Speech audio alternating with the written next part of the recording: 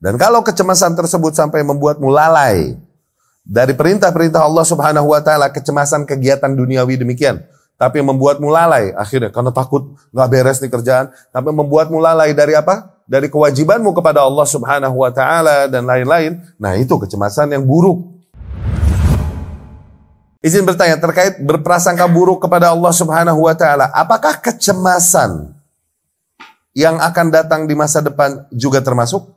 Ya, ini termasuk berprasangka buruk. Nah, seperti ketika banyaknya deadline atau tugas-tugas yang harus dikejar lalu merasa cemas. Kecemasan tersebut apakah prasangka buruk pada takdir Allah? Kirain mah kecemasan tentang apa? Tentang deadline kerjaan. Jazakumullah khairan wa barakallahu fiik. Penyakit jiwa manusia itu kalau mau digeneralisir bisa jadi dua bagian. Penyakit jiwa manusia nih, penyakit hati nih. Di dua bagian. Entah di ham, entah di hazan. Entah di keresahan, entah kesedihan.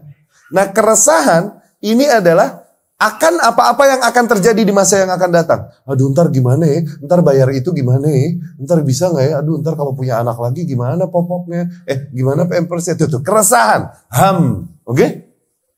Keresahan di masa akan apa yang terjadi di masa yang akan datang. Hazan, kesedihan adalah akan apa-apa yang telah terjadi. Nggak terima dengan apa yang Allah udah takdirkan. Sedih terus. Tuh, lihat. Nah, ini yang bikin down hati manusia. Kalau nggak ham, kemana? Ke depan, ke belakang? Ke depan. Kalau hazan, ke belakang. Ham artinya apa? Kecemasan. Dan hazan artinya? Nah, kalau nggak ham, hazan yang bikin orang jadi gila. Yang akhirnya mengeluarkan dia dari daerah akal sehatnya. Kalau nggak ham, hazan.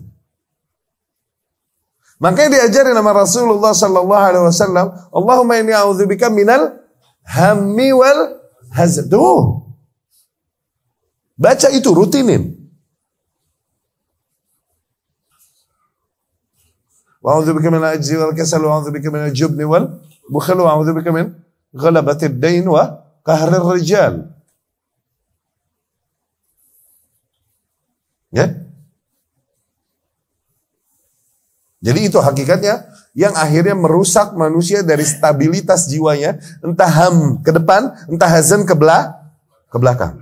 Nah, ini semua dihandle-nya, diatasinya pakai apa? Pakai iman, pakai tauhid. Pakai iman dan tauhid. Seseorang yang bertauhid baik dan berakidah baik, dia tahu di masa yang akan datang Allah yang ngatur rizkiku. Aku hanya diperintahkan untuk menjadikan sebab-sebabnya dan datangnya rizki bukan karena sebab yang aku lakukan, tapi karena Allah yang telah tentukan bagiku. Sebab adalah sesuatu yang harus aku lakukan, dan kalau aku gak lakukan dosa. Tapi rizki adalah sesuatu yang Allah telah tentukan terlepas dari sebab yang aku lakukan. Allah bisa menjadikan sesuatu tanpa sebabnya, bisa gak? Kun fayakun kalau mau.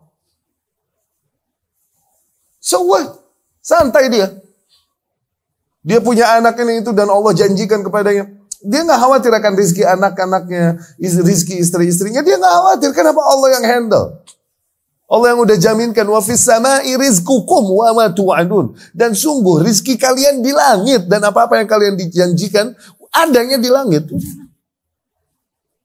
Kenapa pusing? Kenapa dia memusingkan sesuatu yang sifatnya tanggung jawab Allah Subhanahu wa ta'ala. Dia fokus kepada sesuatu yang sifatnya tanggung jawabnya. Dia harus beribadah dengan baik kepada Allah Subhanahu wa ta'ala. Jadi dia gak peduli lagi ke depan, aduh harga-harga melambung tinggi dan lain-lain, bodoh amatan. Dia gak ngaruh. Emang ngaruh harga tinggi. Seorang salaf dikatakan kepadanya, wallah nih, bahwa harga satu khubz nih, satu roti nih, udah jadi 1 dinar, gimana dong nih? Ya, ini harga melambung tinggi. Dan kemudian di salaf rahimahullah berkata, wallahi inni la ubali walau kanat habbah dinar bidirham, habbatul qamah bidinar. Demi Allah aku gak peduli. Kalaupun mungkin 1 biji gandum sedirham, aku gak peduli. Alayya an a'budu rabbi kama amarani. wa alaihi ayyarzuqani kama wa'adani. Aku hanya wajib untuk terus beribadah kepada Rabbku sebagaimana Ia perintahkan aku. Dan kewajibannya untuk terus memberikan rizkinya padaku sebagaimana telah Dia janjikan padaku. Nggak ada urusan sama angka, nggak ada urusan. Berapa banyak orang miskin bisa pergi haji, iya gak? Berapa banyak orang kaya nggak haji-haji, iya gak? Dia nggak khawatir ke depan nih teratasi dengan apa tuh? Itu tadi ungkapan apa? Demi Allah aku tak peduli kalaupun sebiji gandum nih sedinar. Itu ungkapan yang berangkat dari apa tuh? Tauhid tuh, kehandle-nya sama tauhid. Hazan, kehandle-nya sama tauhid, sama keberimanan kepada qadar. Bahwa apapun yang Allah tentukan dan terjadi padaku dengan segala hikmahnya dan dia dogmakan dirinya dengan itu. Sehingga tak ada lagi kesedihan lagi. Dia menjalani hidup dengan santai. Kedepannya dia nanti gimana gitu. Toh la yukallifullahu nafsan. Aku hanya diperintahkan melakukan upaya. Itu pun sebatas kemampuanku yang nyantai. Tuh kecemasan demikian. Tapi mungkin di dunia kerja ada deadline sehingga seseorang harus cemas. Cemas karena apa? Ini kewajibannya. Deadline kerjaan tersebut adalah kewajibannya karena dia dibayar, diberikan hak, digaji untuk mengerjakan tugas itu. Toh, gitu. Jadi dia mesti beresin tugas itu karena dia menerima haknya, iya gak? Jadi cemasnya di situ mungkin. Nah kalau cemas ini memotivasimu untuk menjalankan tanggung jawabmu dengan baik, maka bagus. Alhamdulillah, berarti kau seseorang yang amanah, yang menjalankan amanahmu dengan baik. Nah kecemasan demikian maksudnya. Cuman cemas yang lagi kita bicarakan tadi cemas yang sifatnya kaitannya dengan tauhid gitu loh. Bukan cemas dalam ngurusin kerjaan begini. Ya.